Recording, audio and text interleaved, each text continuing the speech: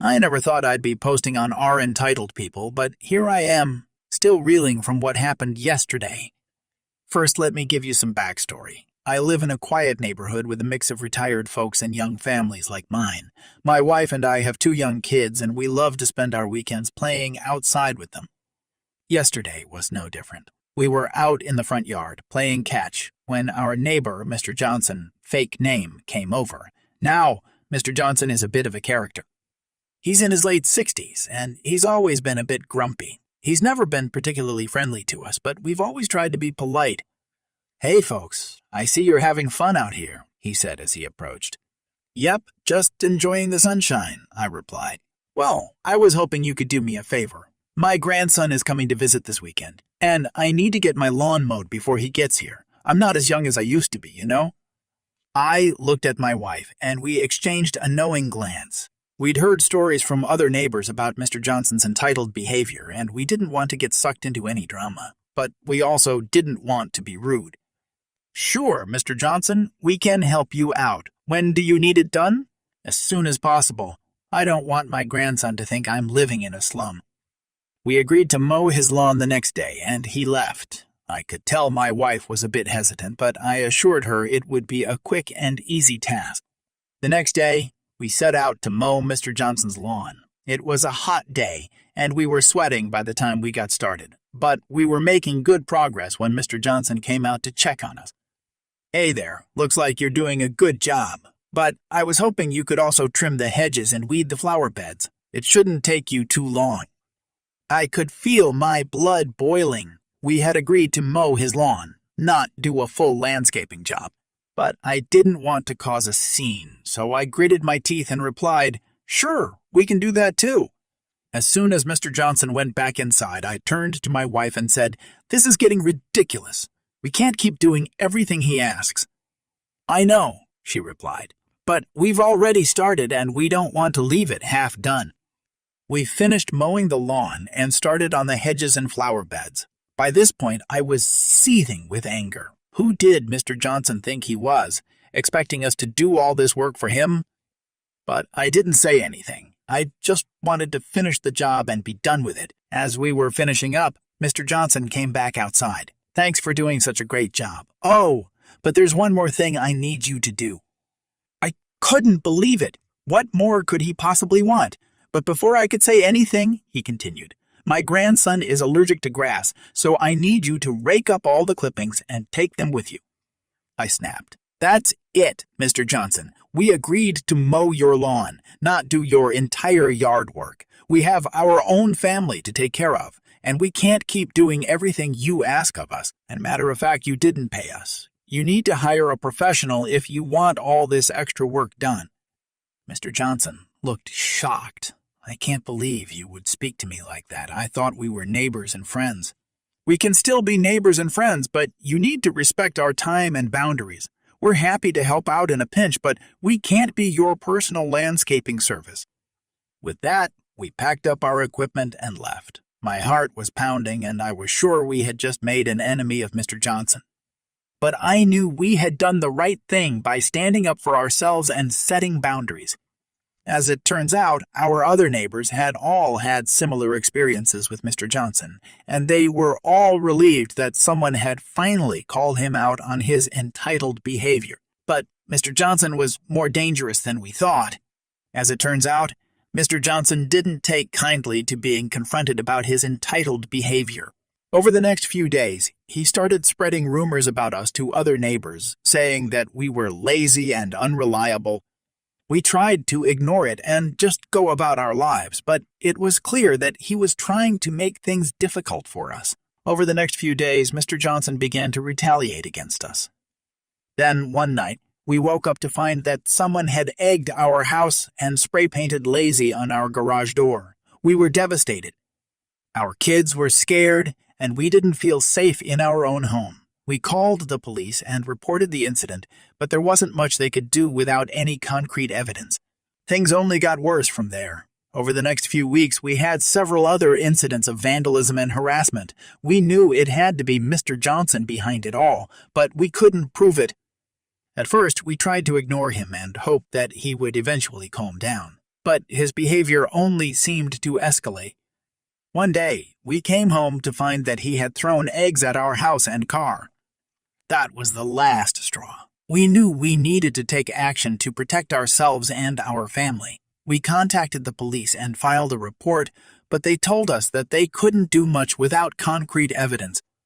So, we decided to install security cameras around our property. It was a costly investment, but it gave us peace of mind knowing that we could monitor any suspicious activity.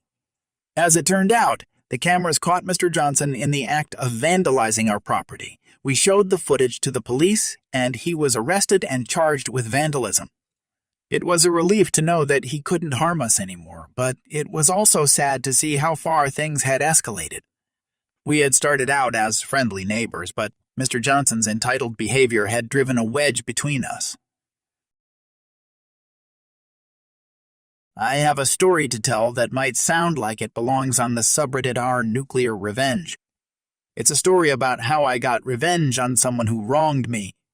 Growing up, I was always a quiet kid. I wasn't very confident, and I struggled to make friends. I was the kind of kid who preferred to read books and play video games instead of playing sports or socializing. But all that changed when I started high school. Suddenly, I was surrounded by people who were just like me. I found a few friends who shared my interests, and for the first time in my life, I felt like I belonged somewhere. I had a few friends, but I was never part of the popular crowd. And then there was him, Kyle. His name was Kyle, and he was the kind of guy who always seemed to be surrounded by people. He was a few years older than me, and he had a reputation as a bully. He had a group of friends who followed him around like he was the coolest guy in school. He was loud and obnoxious, always cracking jokes and making fun of other kids. He had a way of singling out the kids who were different, the ones who didn't fit in, and making their lives miserable. For years, Kyle targeted me. He would trip me in the hallway, steal my books, and call me names in front of his friends. I tried my best to ignore him, but it was hard. Every time he made fun of me, it felt like a punch to the gut. I hated him, and I wished I could make him pay. One day, I was sitting in the cafeteria, eating my lunch alone, when Kyle and his friends approached me. "Hey, loser, what's for lunch today? Dirt sandwiches." I tried to ignore him, but he wouldn't let up. "Come on, tell us. We want to know what the weird kid eats." I was drowning in a pool of embarrassment. "Leave me alone." But Kyle wasn't done. He grabbed my tray and dumped my food on the floor. "Oops, looks like you'll have to eat off the ground, loser." I couldn't take it anymore. I stood up and punched him in the face. I felt my hand hurt a lot, but I was sick of him. Kyle was stunned for a moment, but then he started to laugh. "You think that hurts?" he said, wiping blood from his nose. "You're just a little wimp trying to act tough." That's when he made his biggest mistake. He was trying to knock me down and wanted to punch me in the face. I don't know what happened in this moment, but I was feeling like I got bitten by a super radioactive spider, and I was ready for him. I dodged his punch by ducking down. Kyle was all over the place. I had to hit him again. Landed a solid punch to his gut. He doubled over, gasping for air. I took advantage of his weakness and landed a few more punches to his face, just like a pro wrestler. "Stop! Stop hitting me," he said, begging me. I stood back, feeling victorious. For the first time in years, I had stood up to Kyle and won. I had finally gotten revenge for all the times he had made my life a living hell. After that day, Kyle left me alone. He never bothered me again, and I went on to graduate high school and move on with my life. But I never forgot that day, the day I stood up to my bully and won, and to this day I don't know how I was able to do that. Looking back, I realized that I was lucky. Not everyone is able to fight back against their bullies, and some kids suffer in silence for years. But I had the strength and the training to stand up for myself, and I'm grateful for that. So if you're being bullied, don't be afraid to speak up. Find someone you trust and tell them what's going on. I was always a quiet kid growing up. I kept to myself and never really had many friends. My parents were divorced, and I lived with my mom in a small apartment complex. We were struggling financially, and my mom worked long hours at a diner just to make ends meet. I never really had much, but I never complained. That was until I met him, the bully who made my life a living hell for years. It all started in middle school when I first met Ryan. He was one of those popular kids who had it all: good looks, charisma, and money. Ryan was the star quarterback of the football team and the most popular guy in school. He had a group of friends who followed him around like a pack of loyal dogs, and he could get away with pretty much anything. He was also a bully who loved to pick on kids like me, who were quiet and introverted. He would call me names, push me around, and steal my lunch money. I would go home with bruises and tears in my eyes, but I never told anyone. I was too scared to speak up, too scared of what he might do to me if I did. Years went by, and the bullying only got worse. Ryan would find new ways to torture me every day, from making fun of my clothes to spreading rumors about me to the whole school. I felt like I was trapped in a never-ending nightmare, and there was nothing I could do to stop it. It wasn't until high school that I finally decided enough was enough. I had grown tired of living in fear, and I was ready to stand up for myself. One day, Ryan came up to me in the hallway and started making fun of my hair. I don't know what came over me, but I snapped. I grabbed him by the collar and slammed him against the lockers. "You listen to me, I am done with your crap. If you ever lay a finger on me again, I will make your life a living hell." Ryan just laughed and pushed me away. "You think you can take me on? You're just a weak little nerd," he said, smirking. That's when I knew I had to come up with a plan. I couldn't take him on physically, but I knew I could outsmart him. I spent the next few weeks researching everything I could about Ryan, his family, his friends, his hobbies, and his weaknesses. I wanted to know everything about him so that I could use it against him. The perfect opportunity came in the form of the school's talent show. Ryan and his friends had been practicing a skit for weeks, and it was going to be the highlight of the show. I knew that this was my chance to get back at him, to make him pay for everything he had put me through. I knew that Ryan had saved the video of their skit on the school's network, so I snuck into the computer lab after school and hacked into the system. It wasn't difficult, as the school's IT department was notoriously lax when it came to security. Once I had accessed the video file, I used my editing skills to change the footage to make it look like Ryan was saying some really offensive things about the other kids in the school. It took me a few hours, but I was able to edit the video in a way that made it look like Ryan was calling his classmates names, making fun of their appearance, and even making racist remarks. I knew that this would be the ultimate revenge, to humiliate Ryan in front of the entire school and make him pay for what he had done to me. On the day of the talent show, I sat in the back of the auditorium, watching as Ryan and his friends took the stage. They started their skit and the crowd cheered. But as the skit went on, I could see the confusion on Ryan's face. He didn't seem to know what was going on, and his friends looked just as bewildered. And then it happened. The words that were coming out of Ryan's mouth were not the words he had practiced. They were disgusting and offensive, and the crowd started to boo and jeer. Ryan stumbled through the rest of the skit, clearly embarrassed and ashamed. When it was over, he ran off the stage, humiliated. The whole school was talking about what had happened, and Ryan's reputation was ruined. He went from being the most popular guy in school to a laughingstock in just a few minutes. No one wanted to be associated with him, and he spent the rest of his senior year as a social pariah. After the talent show, I went home feeling a mix of emotions. On one hand, I felt a sense of satisfaction and victory that I had gotten my revenge on Ryan.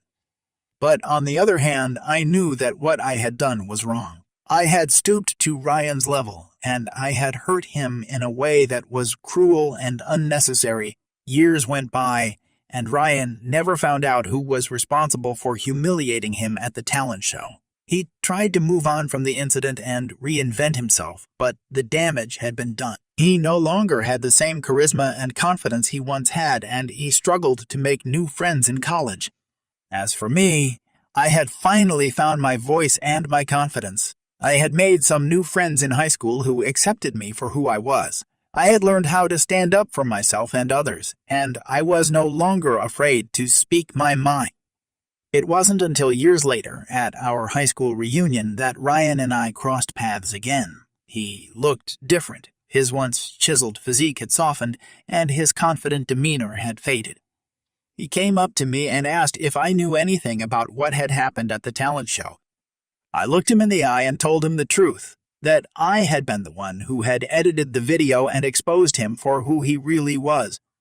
Ryan was shocked, and for a moment I thought he might lash out at me, but instead he just nodded and said, "I guess I had it coming." As we said our goodbyes, I realized that the person standing in front of me was not the same person who had tormented me for years. He had grown and changed just like I had, and while I would never forget the pain he had caused me, I was willing to forgive him and move on. Sometimes it takes a moment of humiliation to make us see the error of our ways. For Ryan, it was the talent show. For me, it was standing up to him and using my intelligence to outsmart him. We both learned important lessons, and we both grew from our experiences. In the end, we were both better people for it.